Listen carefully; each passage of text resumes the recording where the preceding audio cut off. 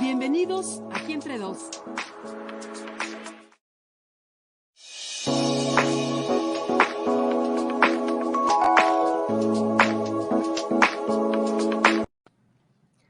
¿Cómo están? Buenas tardes, nos da muchísimo gusto saludarlos.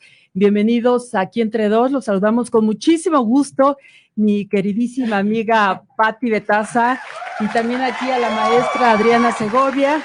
Les tenemos un programa muy bueno, así es que pues los saludamos con mucho gusto a ustedes primero. Hola Marisa, qué gusto, ahora sí que se nos hizo, después de muchos años de convivencia, de amistad, laboral, en fin, qué alegría estar aquí entre dos, pero además aquí entre dos, siempre con invitados especiales. Es un gusto que esté la maestra Adriana Segovia, porque hoy vamos a hablar de un tema que nos tiene pues un poco confundidos, preocupados y además con una alta expectativa de qué es lo que estamos viviendo en este momento, en qué grado, en qué punto de la pandemia de COVID estamos. Y tenemos a otra súper invitada especial, Marisa. Así es, Patti, déjenme contarles que, ustedes no están para saberlo, pero Patti y yo tenemos una amistad ya de 30 años, ya tenemos algún Somos otro. Somos muy jóvenes, ¿eh? Sí, empezamos esta amistad hace 10 años, por si van a hacer cuentas, ¿verdad? Y ya tenemos algunos proyectos juntas como esta revista digital Mujeres Más, así es que pues es un orgullo y un gusto estar ahora aquí entre dos. Y estamos de manteles largos, Patti, porque tenemos unas invitadas de lujo, nuestras madrinas, porque ustedes saben que este es nuestro primer programa. Y primero presentamos a una mujer verdaderamente inteligente, una mujer valiente, una mujer con unos arrestos que muchos envidiarían o envidiaríamos realmente. Ella es la doctora Lauriane Jiménez Faibe. Ella es doctora en ciencias médicas, egresada de la Universidad de Harvard. Es jefa del Laboratorio de Genética Molecular de la UNAM, profesora e investigadora de microbiología, y seguramente todos ustedes la conocen porque ella es autora de este polémico y fabuloso libro que se llama Un daño imparable, la criminal gestión de la pandemia en México. Así es que nos da muchísimo gusto, doctora, tener esta conversación con usted, porque en principio queremos que nos cuente en qué momento de la pandemia estamos. Realmente parecería, hemos visto como que a una sociedad relajada, se nos ha dicho por parte del gobierno federal que la vacunación es muy acelerada, quizá lo vimos unos días antes de las elecciones, pero ahora parece que ha bajado esto. También la mayoría del país está en semáforo verde y amarillo, pero la realidad es que parece que hay muchos estados que están repuntando. Así es que, doctora, por favor, denos luz, cuéntenos en qué momento estamos de la pandemia. Bienvenida. Hola, ¿qué tal? Mucho gusto, gracias por la invitación. Pues bueno, no hay muy buenas noticias en este momento. Lamentablemente estamos en un momento muy crítico, peligroso y en un momento de gran incertidumbre con relación a la pandemia.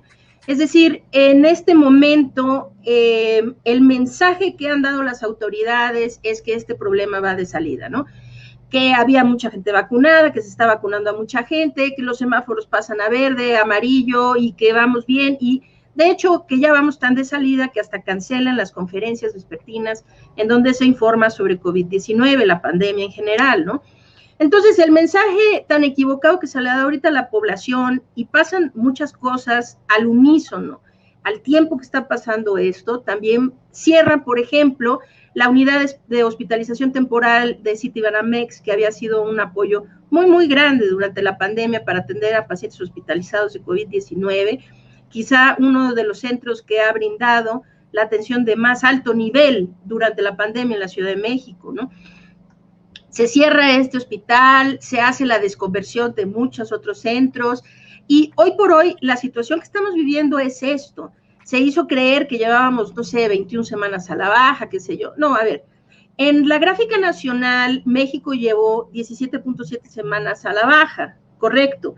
Después de lo que fue un repunte terrible a finales del año pasado y principios de este. Como se sabe, una vez que se permite que una proporción tan grande de una comunidad se infecte, Lo que viene posteriormente es como un agotamiento en las infecciones. La gente entra en pánico, se vuelve todo el mundo a encerrar, qué sé yo, y viene un descenso. Nada más que estos descensos son evidentemente temporales hasta que no se tiene una solución más permanente.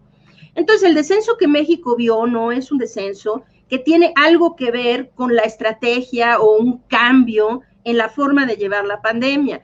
Nuestro gobierno ha llevado siempre la misma estrategia fallida para contener la pandemia, ¿no? Es decir, no se ha contenido la pandemia. Se han hecho confinamientos reiterados, mensajes poco claros para la población, muchas veces mensajes equivocados y contradictorios que entonces han agravado todo el problema. En fin, el descenso no tiene que ver con la vacunación, evidentemente, porque México no ha vacunado a una proporción suficientemente amplia de la población para que la vacunación impacte sobre el desarrollo de la pandemia. No todavía. Entonces, no tiene que ver con la vacunación y no tiene que ver con un cambio de estrategia, tiene que ver con un fenómeno natural que pasa en las epidemias. Se permite una explosión de contagios, la gente entra en pánico, todo el mundo se confina, hay un agotamiento, pues, de los posibles o de los susceptibles, las personas que son susceptibles a infectarse, y viene un descenso que dura, dependiendo del sitio y de lo que se haga, poco o mediano tiempo, pero no es duradero, y eso es lo que está pasando. Entonces, descendimos durante 17.7 semanas y las últimas semanas hemos estado al alza. Con algunos estados, esto es en la gráfica nacional, pero si vemos estado por estado, el problema es muy grave. Es decir, Quintana Roo, Yucatán, Baja California Sur, Campeche, tengo una lista, son 8 o 9 estados que están en un repunte franco o grave. Es decir, muy grave. Yucatán y Quintana Roo, Baja California, Campeche, Veracruz, Sinaloa, Sonora, es decir, son muchos estados, ¿no? Y ya tienen repuntes que son más graves de lo que había pasado, sobre todo Baja California, Quintana Roo y Yucatán, tienen repuntes que son ya más graves de lo que han vivido esos estados durante toda la pandemia, es decir, ya se excede lo que pasó anteriormente. Entonces, y la Ciudad de México y el Estado de México ya muestran el inicio de un repunte. Ahora, aquí hay que hacer una puntualización, que es muy importante hacerla. En este tipo de eventos, la clave es la anticipación. Es decir, la clave es anticipar. Tener estrategias de acción, no estrategias de reacción. Queriendo decir, si ya sabemos que va a venir un descenso y después va a volver a repuntar, durante el descenso, que es más fácil, se debe aprovechar ese tiempo. ¿Aprovecharlo para qué? Aprovecharlo para ampliar las pruebas, para de los pocos casos que se están documentando, que son sintomáticos, ahora sí hacer, aunque sea un pequeño rastreo de contactos, para agarrar a la mayor cantidad de pacientes asintomáticos y empezar a contener la transmisión del virus. Durante los descensos hay que preparar para lo que viene, acelerar la vacunación, mejor estrategia de contención, mejores cuidados, mejor comunicación hacia la población, etcétera, ¿no? No relajarse y decir, ay, qué bueno, están pasando poquitos, ¿por qué no abrimos escuelas, volvemos todos? ¿Por qué no ya se quitan el cubrebocas de una vez, no? O sea, ¿por qué no volvemos a la normalidad? Porque lo único que pasa entonces es que se reacciona una vez que ya la catástrofe está encima. Pero necesitamos entender algo. Una vez que hay un repunte y que esto ya se refleja en las cifras de hospitalizaciones y de muertes, es demasiado tarde para detenerlo. Van a morir demasiadas personas. Entonces, lo que hubiera sido sensato es anticipar lo que venía y tratar de detenerlo, más que ahora, pues va a ser muy complicado, ¿no? No sé, hay muy mala experiencia con otros países como Brasil, como la India, como Uruguay, como Chile, que han tenido repuntes realmente muy graves, Mongolia también, ¿no? En esta oleada, pues es como la tercera. Doctora Lori, antes que otra cosa, me gustaría presentar a otra gran mujer que nos acompaña este día para compartir muchos aspectos que tienen que ver con esta pandemia. Y otro que, pues como que no le estamos viendo que se le esté dando mucha importancia es la salud mental. Y por eso invitamos al estudio a la maestra Adriana Segovia, ella es socióloga, maestra en terapia familiar, porque vamos a estar abordando estos ángulos, doctora. Y la verdad, Adriana, qué gusto que estés con nosotros, sabemos que tienes una amplísima experiencia en esto, y sabemos que también el asunto de la enfermedad mental no se está tomando en cuenta como se debería de tomar. ¿Por qué, Adriana? ¿Qué tal? Mucho gusto, doctora. Gracias por invitarme. Es un honor ser madrina Al contrario, es para nosotros. Del inicio de este programa. Muchos éxitos para ustedes. Justamente hemos estado, cuando hablo hemos, es como el equipo de clínica de mi equipo que trabajamos en el ILEF, en el Instituto Latinoamericano de Estudios de la Familia. Hemos tenido, que enfrentar de muchas maneras los profesionales de la salud lo que ha pasado durante más de un año de pandemia. Y claro, hemos tenido que abordar muchísimo el duelo, ¿no? Tenemos, cada quien individualmente podría hacer sus propias estadísticas de los duelos que hemos acompañado, que tienen que ver obviamente con pérdidas de seres queridos, y también con pérdida de trabajo, con pérdida, con enfermedades, la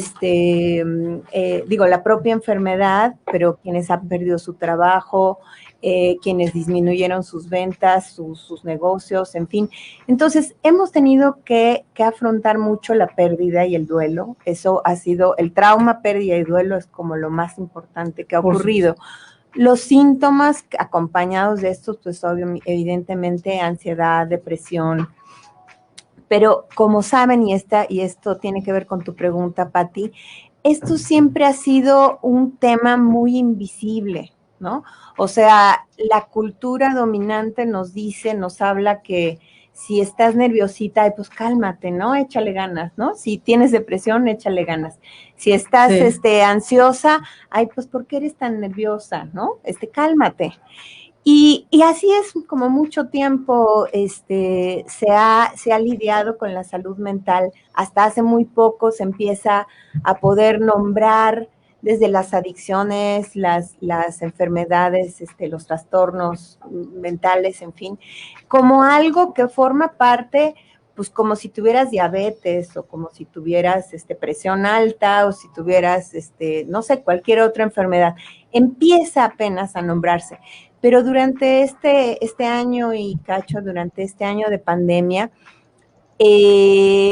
ha habido una explosión, y quienes estamos trabajando el tema de la salud mental, también nos preguntamos por los efectos a largo plazo. Claro. Porque tuvimos un trauma social, o sea, fue una vida que cambió de la noche a la mañana de manera brutal. Todo el mundo tuvo que hacer adaptaciones, porque sí tenemos habilidades para adaptarnos, pero claro, esas adaptaciones que fueron romper la vida de la noche a la mañana de una manera, ¿quiénes pensábamos que había gente que no íbamos a volver a ver, ¿no? Claro. O sea, no solo que no vimos en un año o un año y medio, o que no hemos visto, sino que realmente murieron en este periodo. Bueno, entonces todo para decir que necesitamos visibilizar y nombrar, y por eso me parece muy valioso que empiecen con este tema, de decir, si nos sentimos mal, o sea, asumamos que a todos de alguna manera nos ha afectado, a otros más, a otros menos, claro, pero a todos nos ha afectado y tenemos que estar conscientes de lo que nos está pasando. Y que son los costos que tiene esta pandemia, doctora Lori Ann, tomando la comunicación con usted. Hace rato comentaba que en muchos países que ya se pensaba que se había controlado la pandemia, pues resulta que no, y se me viene a la mente el caso de Chile.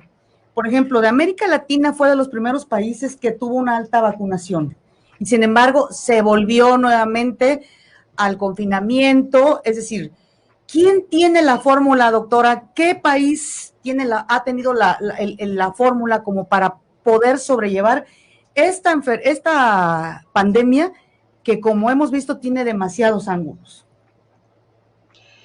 Bueno, hasta ahorita los países que han manejado de mejor forma la pandemia han sido los países del sureste asiático, sin duda. Es decir, en el sureste asiático manejaron perfectamente bien la pandemia desde un inicio hasta ahora. En Oceanía también, Australia, Nueva Zelanda, han tenido un desempeño, un manejo extraordinario de la pandemia. Y la clave ha sido que desde el principio estos son países que aspiraron a detener la transmisión del virus. Entonces, sus estrategias no se basaron en esta situación de medio mitigar y administrar los contagios en el tiempo y confinar y confinar y confinar. No, ahí lo que se hizo es cuando fue necesario hacer algún confinamiento por una situación de veras de emergencia, lo hicieron. Generalmente han sido, en esos países fueron confinamientos parciales, muy de corta duración, pero vigilaron muy bien sus fronteras para no acarrear al virus, que no viniera, que no importaran pues contagios a su población. Y dentro de esos países, y los principales han sido Taiwán, Vietnam, Laos, Corea del Sur, Singapur, Tailandia, etcétera, Nueva Zelanda y Australia, que ya mencioné, ¿no? Y dentro de ellos han manejado estrategias de contención epidemiológica muy enérgicas, en donde ellos sí han entendido bien que la clave es anticiparse, es decir, ir un paso adelante del virus, porque si nosotros vamos corriendo detrás del virus, el virus ya nos ganó, y que el virus nos gane, eso cuesta muchas vidas. Entonces, quienes lo han hecho bien han sido esos países.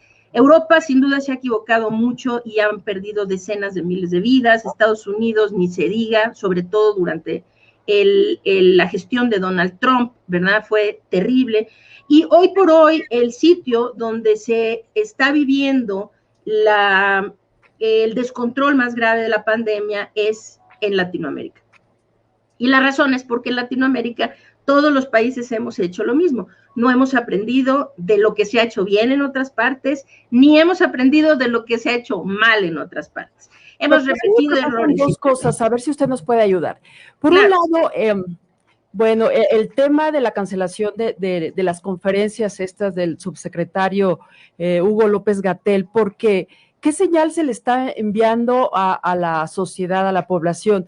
De que ya terminó la emergencia, de que ya prácticamente la vida puede llevarse de una manera normal. Y por otro lado, yo leía una declaración suya que decía que estamos en el momento de mayor incertidumbre. Esas dos cosas me preocupan.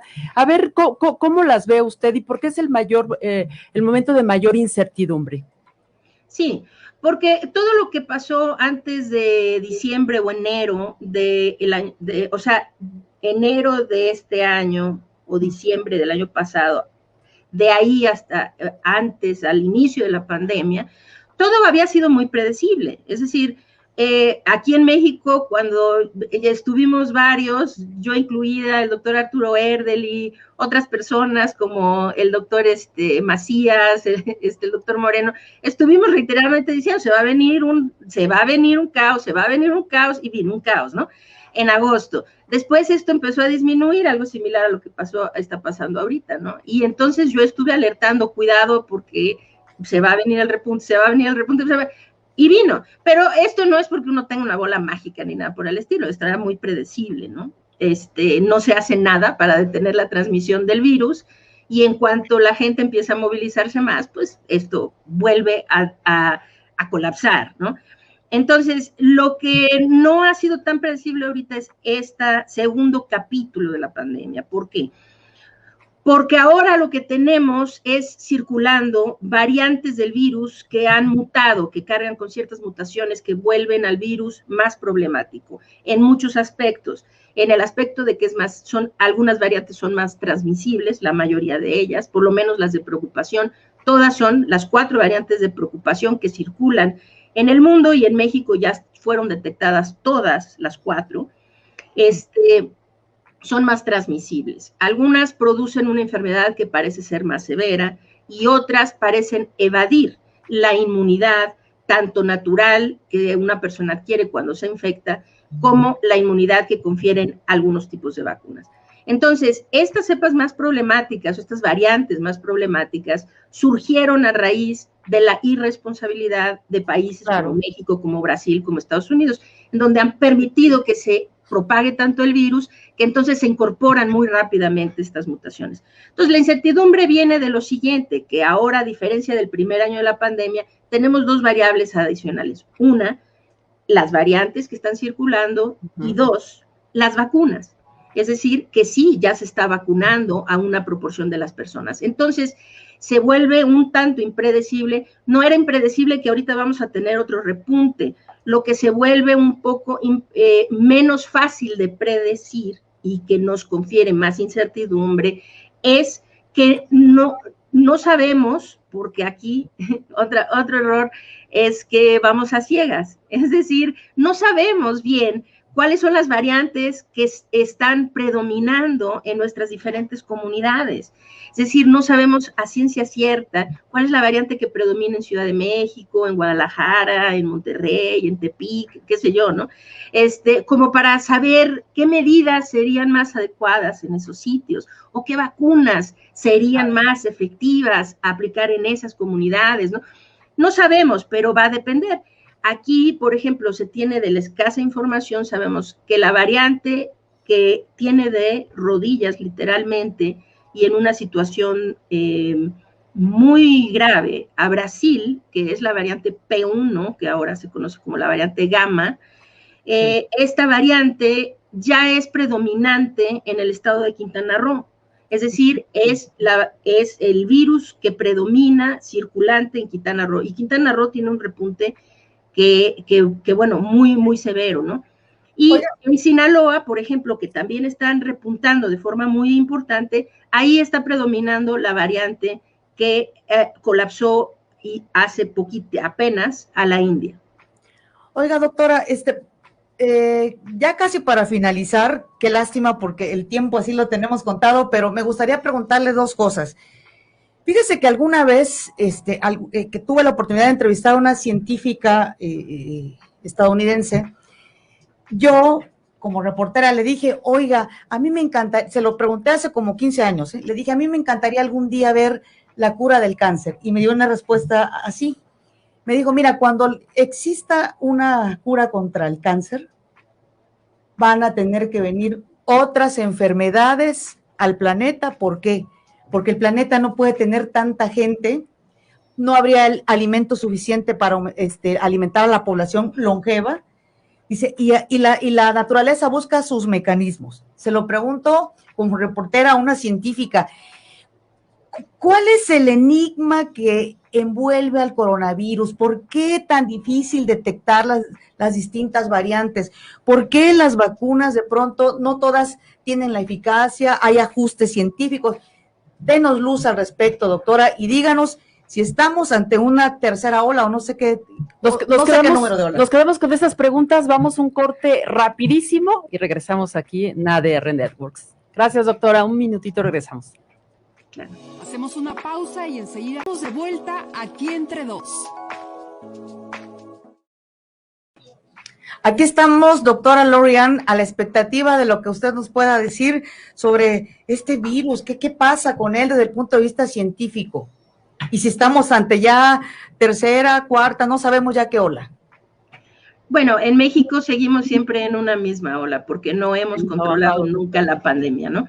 Pero es un tercer repunte, y sí, estamos ya entrando en el tercer repunte, correcto. Estamos ahí. Entonces, yo creo que sería muy útil por parte de todo el mundo que dejáramos de hablar de la pandemia en pasado, porque lo que puede ocurrir en las próximas semanas y meses en México, si vemos lo que ocurrió en la India, en Mongolia, en Brasil, en Uruguay, en estos países en Latinoamérica que ya mencioné, pues esta siguiente escalada después de la de fin de año ha sido en todos esos sitios mucho peor que la que se vivió antes. Y si ese fuera el caso, pues nada más hay que recordar cómo vivimos el fin de año y el principio de año aquí, particularmente en las grandes urbes como la Ciudad de México y la zona metropolitana, ¿no? Entonces, sería muy importante que los medios de comunicación y la gente en general dejara de referirse a la pandemia en pasado, es decir, no es el trauma que vivimos, es el trauma que estamos viviendo, porque todavía le falta bastante. Entonces, necesitamos estar preparados en muchos sentidos. la gente debería de estar alerta y saber que esto se puede poner muy grave todavía. En México solamente está vacunada aproximadamente el 12.2% de la población tiene un esquema completo de vacunación. Esto al día de ayer, el 12.21 para ser exactos, por ciento de la población tiene un esquema completo de vacunación que le haya dado el gobierno, ¿no? Quienes hayan viajado al extranjero y todo eso es aparte. Pero vamos a decir, esto significa que más del 70% de la población mexicana no está vacunada y quienes tienen una sola dosis no están protegidos. Entonces, es decir, quienes no tienen el esquema de vacunación completo no están todavía protegidos. Entonces, es muy, muy importante saber que la vacunación en México no ha sido suficiente para protegernos, que estamos ante un repunte y que todos deberíamos cuidarnos en exceso, utilizando cubrebocas, evitando espacios cerrados, ventilando los espacios cerrados donde tenemos que estar, ¿sí? Y tomando todas las medidas necesarias para evitar la transmisión del virus. Ahora, en cuanto a la pregunta de qué pasa con este virus y por qué, y, pues un poquito ese argumento de que la naturaleza lo hace así para mantener los equilibrios y qué sé yo, me cuesta trabajo eso como científica, ¿no? Me lo dijo una científica, doctora, se lo juro. Entrevisté a una científica y eso me dijo, por eso se lo preguntaba así y se lo dije como reportero. No, bueno, a través del tiempo. No. La madre naturaleza no tiene estrategias diabólicas para controlarnos. No, como estrategias diabólicas que tienen en otros lugares, ¿no? Bueno, lo que sucede simplemente es esto. Vivimos en un planeta donde hay muchísimos organismos, ¿sí? Muchos organismos. Algunos son microscópicos, otros no. Nosotros somos el organismo pues, más avanzado, ¿verdad?, que vive en este planeta, pero todos estamos tratando de sobrevivir. Entonces, los microorganismos, igual que cualquier otra especie en el planeta, tienen un solo cometido, una sola misión, y su misión es la supervivencia. Entre menos sofisticados son los organismos, se vuelven menos complicados. Entonces, nosotros tenemos metas y cosas y todo esto, y pensamos demasiado, y qué sé yo, ¿no? Los microorganismos no tienen nada, ningún objetivo per se, no nos quieren matar, no nos quieren dañar, no nos quieren hacer daño. Su único objetivo en la vida es sobrevivir, y esto incluye los virus. Ahora, este virus en particular no es notablemente raro o distinto a otros virus. Simple y sencillamente es un virus que lo que está pasando es consecuencia de nuestras acciones. No es porque el virus sea esotérico de alguna manera peor que otros. Es decir, hay virus, como el virus que produce ébola, el virus de ébola, ¿no? Producen enfermedades mucho más letales, mucho más crueles, si se le puede llamar así, ¿no? En la forma como la gente sufre y muere, ¿no? Que COVID-19, por ejemplo, ¿no? Pero son enfermedades que por sus propias características, su patogenia, pues, no se transmiten tan ávidamente como COVID-19. Entonces, COVID-19 es una enfermedad grave, sin duda. Este virus causa mucho daño, sin duda. Pero se está volviendo más dañino por culpa nuestra, ¿sí? Porque lo hemos dejado que se transmita. Le hemos dado un número infinito de huéspedes en donde seguirse reproduciendo. Y entonces esto ha provocado que el virus incorpore mutaciones en un ritmo mucho más acelerado de lo que las hubiera incorporado si hubiéramos controlado responsablemente, como lo hicieron los países del sureste asiático, la propagación del virus. Entonces, no es nada en particular, es simple y sencillamente que estos microorganismos aprovechan nuestras fallas para buscar nichos en donde pueden seguir sobreviviendo, porque, repito, su única aspiración, su único objetivo, su única razón de ser es precisamente esa, la de sobrevivir. Doctora, pues agradecemos muchísimo esta conversación, nos encantaría más tiempo, ya la buscaremos en las próximas semanas. Nos quedamos con esa reflexión. de que estamos en un momento complicado de mucha incertidumbre, que no hay que bajar la guardia, que hay que seguir cuidándonos y que a pesar de que terminaron las conferencias estas vespertinas, eso no significa que haya terminado la emergencia, al contrario, hay que seguirnos cuidando, aunque ahora el gobierno federal no nos dé información como lo hacía, digo, a veces información no tan certera, pero pues por lo menos ahí estaba y la gente lo registraba como que todavía estaba la emergencia, quizá ahora Correcto. la señal que se envíe es otra, pero bueno, nos quedamos con esto que usted nos dice, doctora, y pues muchísimas gracias por estar aquí con nosotros, por ser esta madrina de lujo, ya la buscaremos en las próximas semanas, muchísimas gracias. Con todo gusto, un gran honor, un placer y un gusto conocerlas a las tres. Así que felicidades por el programa y espero que tengan mucho, mucho éxito. Gracias, doctora. Gracias. Gracias. Bye, mucho gusto. Para entender todo esto, ¿no? Mi querida Adriana.